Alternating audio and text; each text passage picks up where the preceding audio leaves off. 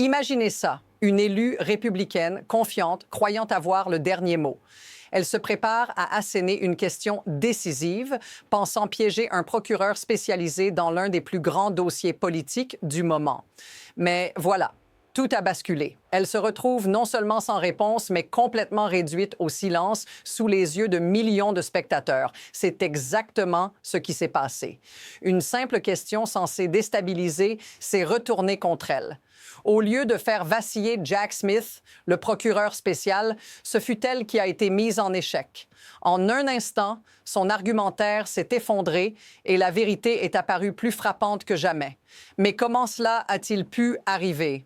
Pourquoi une question apparemment innocente a-t-elle tourné en humiliation publique?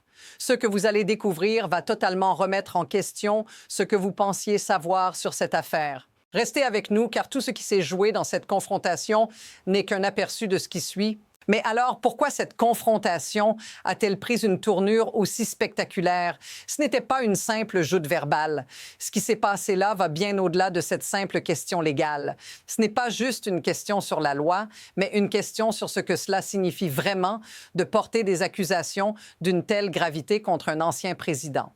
L'intention derrière cette question était claire: discréditer une enquête fédérale en cours, jouer sur les failles et essayer de semer le doute dans l'esprit des Américains. Mais voilà où l'histoire prend une autre direction. Jack Smith, le procureur, a non seulement déjoué cette tentative, mais il a utilisé chaque mot, chaque détail pour construire un argument qui allait bien plus loin que ce que l'élu avait imaginé. Pourquoi? Parce que ce qu'elle ignorait, c'est que cet affrontement était bien plus qu'un simple échange de mots. C'était un test de vérité et Smith était prêt à l'affronter. Rappelez-vous, ce n'est pas juste une question de loi. C'est une question qui touche directement à l'intégrité du système démocratique. Mais ce que les spectateurs n'ont pas vu, c'est le véritable enjeu derrière cette confrontation. Est-ce que cela va changer la façon dont les gens perçoivent la justice, le pouvoir et la politique? On va vous montrer comment ce petit incident pourrait déclencher quelque chose de bien plus grand. Parce qu'ici, tout ne fait que commencer. Tout se résume à un seul point: l'intention. C'est ce que Jack Smith a compris dès le départ. Mais là où tout s'effondre pour l'élue républicaine, c'est quand elle commence à poser ses questions avec une certitude qui cache une ignorance flagrante des faits. Elle pensait que, selon les lois en vigueur, un simple désaccord ou une erreur de jugement suffirait à prouver l'intention criminelle. Mais voici où la réalité la rattrape. Jack Smith répond clairement: nous devions prouver que les déclarations étaient faussement faites et qu'elles l'étaient consciemment. Et là, dans un instant, l'argument de l'élu tombe. Car même si tout ce qu'elle disait était vrai, il manquait l'élément fondamental: l'intention délibérée. Ce n'est pas simplement un mensonge, c'est un mensonge fait avec une intention claire de tromper. Mais ce qui manque à l'élu et à beaucoup de ceux qui la soutiennent, c'est que dans cette affaire, tout repose sur l'intention. Et ce n'est pas ce que beaucoup de gens s'attendent à entendre. Vous pensez peut-être que c'est évident, mais l'intention criminelle n'est pas quelque chose que vous pouvez simplement supposer. Ce doit être prouvé et c'est exactement ce que l'élu a négligé de prendre en compte. Mais ici, il y a un détail que personne ne souligne. Ce qui semble évident pour certains ne l'est pas pour d'autres. Et c'est exactement là que l'incompréhension profonde se fait sentir. Pourquoi? Ce n'est pas seulement une question de loi, c'est une question de système. Ce qui a commencé comme une simple question juridique s'est rapidement transformé en un test pour le système judiciaire lui-même. Car ce qu'a révélé Jack Smith à cet instant, ce n'est pas juste une erreur de jugement d'une élue, mais un effet de cascade beaucoup plus vaste, une tentative systématique de contourner la vérité, d'altérer les faits pour servir un agenda politique. Mais voici où la situation prend une dimension encore plus inquiétante. En réalité, cette confrontation met en lumière un phénomène plus large: la normalisation d'une dynamique dangereuse où les principes fondamentaux de la justice sont mis de côté pour des raisons politiques. Ce n'est pas un incident isolé, mais un reflet d'un problème bien plus grave qui touche l'ensemble du système. On ne parle pas ici seulement d'une accusation. On parle d'une tentative de manipuler un processus judiciaire déjà fragile, de contourner la vérité pour faire triompher une version fabriquée des événements.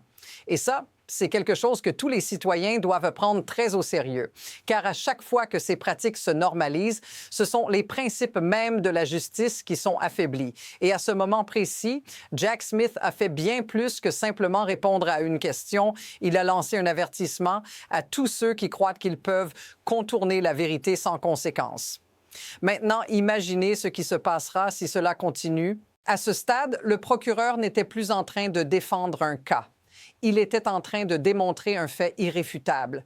L'élue républicaine pensait qu'elle pouvait démontrer l'absence de preuves concrètes, mais Jack Smith, avec une clarté froide, a révélé quelque chose que personne ne voulait voir venir: la contradiction entre les accusations et la réalité des preuves.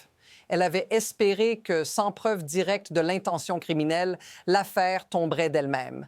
Mais Smith ne lui a laissé aucune échappatoire. « Nous avons des témoignages directs, des preuves solides », a-t-il rétorqué, annihilant l'idée que cette affaire pourrait s'effondrer simplement parce qu'il manquait de preuves. Il avait non seulement anticipé cette défense, mais il l'avait déjà contournée. Et là, le coup de maître. Jack Smith n'a pas seulement réfuté les arguments, il a exposé un principe fondamental. Le système judiciaire n'est pas là pour être manipulé et il n'a pas de place pour ceux qui pensent pouvoir contourner la loi par de simples suppositions ou omissions. Mais voici ce qui change définitivement la donne. Ce qui semblait être un argument raisonnable de la part de l'opposition s'est avéré être une erreur fatale. Car cette confrontation n'était pas qu'une bataille de questions et de réponses. C'était une mise en lumière d'un fossé de compréhension qui pourrait bouleverser toute la façon dont les accusations sont abordées à l'avenir. Et maintenant, la situation prend une tournure encore plus dramatique. Ce n'est pas seulement une question de la confrontation entre deux personnes, mais bien le reflet d'une série de pressions et d'événements qui se sont enchaînés. Et cela se déroule sous nos yeux de manière presque incontrôlable. Tout d'abord, il y a la réponse immédiate de l'opposition, une tentative de détourner l'attention. Mais à chaque fois que l'on croit que la discussion va se calmer, un nouvel élément surgit, plus choquant que le précédent. Des accusations, des révélations sur des stratégies de manipulation, et tout cela semble se multiplier à une vitesse folle. La situation est devenue un tourbillon de contradictions et de défenses désespérées. Ensuite, un autre développement majeur survient, les indices de la mise en place d'une vraie crise politique. Ce n'est plus juste une question juridique, c'est un test de pouvoir, un jeu dangereux où des enjeux énormes sont en jeu. Et au fur et à mesure que le procureur présente ses preuves, la pression monte de plus en plus. Le système commence à se fissurer. Et maintenant, nous devons poser la question qui va tout changer. Que se passe-t-il si cette dynamique continue à s'intensifier, si chaque nouveau développement n'est plus qu'une escalade dans cette guerre juridique qui fait rage? Mais ce qui se passe au sommet de la politique ne se résume pas aux batailles juridiques ou aux stratégies de pouvoir. Ce qui est en jeu ici, c'est vous, le citoyen lambda, car au final, ce sont les gens comme vous et moi qui subissent les conséquences de ces manœuvres. Imaginez, ce n'est pas seulement l'image d'un président accusé d'avoir abusé de son pouvoir, c'est l'image de tout un système de justice qui commence à se fissurer sous la pression des politiques. Vous, en tant que citoyen, êtes à la fois spectateur et victime de cette érosion de la confiance. Et cette érosion a des conséquences bien réelles sur notre quotidien, sur la façon dont nous percevons les institutions et sur la manière dont nous agissons dans nos propres vies. Et ce n'est pas tout. Cette situation, bien que lointaine pour beaucoup, touche à un principe fondamental de notre société, l'intégrité du processus électoral. Parce qu'à chaque fois qu'une accusation d'abus de pouvoir, de manipulation ou de fraude est ignorée, ce sont les bases de notre démocratie qui sont attaquées. C'est une attaque contre l'idée même que chaque vote compte et que la vérité doit primer. Si cela vous semble familier, dites-le dans les commentaires. Vous n'êtes pas seul dans cette réflexion, c'est un problème qui nous concerne tous et il est temps d'en discuter sérieusement. Maintenant, au-delà des faits et des témoignages, Il est essentiel de comprendre ce qui se cache réellement derrière cette affaire. Ce n'est pas simplement une question de justice appliquée ou non. C'est le système lui-même qui est en jeu. Pourquoi cette situation a-t-elle pu se produire? Parce que dans ce monde de pouvoir et d'influence, les mécanismes qui permettent de contourner la vérité existent déjà. Les leviers sont là, utilisés par ceux qui ont les moyens de manipuler les règles du jeu à leur avantage. C'est un spectacle. Une stratégie de communication où la vérité devient secondaire et où l'image prend le dessus. Tout cela repose sur des incitations puissantes, maintenir l'image d'un pouvoir invincible, défendre une position de domination à tout prix. Et cela se fait en utilisant la peur, en exploitant les faiblesses du système judiciaire et en créant des narratifs qui déstabilisent l'opinion publique. À chaque étape, les responsables semblent plus intéressés à défendre leur position qu'à poursuivre la vérité. Cette situation n'est pas un accident. C'est un symptôme d'un système qui peut être manipulé. Et c'est exactement ce que nous devons comprendre pour ne pas tomber dans le piège à chaque fois que ce type d'événement se reproduit. C'est une réalité que trop peu de gens réalisent encore, mais elle est là, bien présente dans chaque action qui a été entreprise. À ce point de l'histoire, il est temps de regarder vers l'avenir. Et croyez-le ou non, ce que nous venons de vivre pourrait n'être que le début. 2 trajectoires sont désormais possibles, et chacune d'elles présente un risque différent. D'un côté, nous avons un système judiciaire qui, malgré toutes les pressions, continue à jouer son rôle. Si la vérité triomphe et si ceux qui ont manipulé le processus sont tenus responsables, ce pourrait être un moment clé pour restaurer la confiance dans nos institutions. Le message serait clair. Les règles s'appliquent à tous, sans exception. Cela pourrait être un tournant où l'intégrité du système est restaurée, mais aussi un tournant où la démocratie retrouve un peu de sa confiance perdue.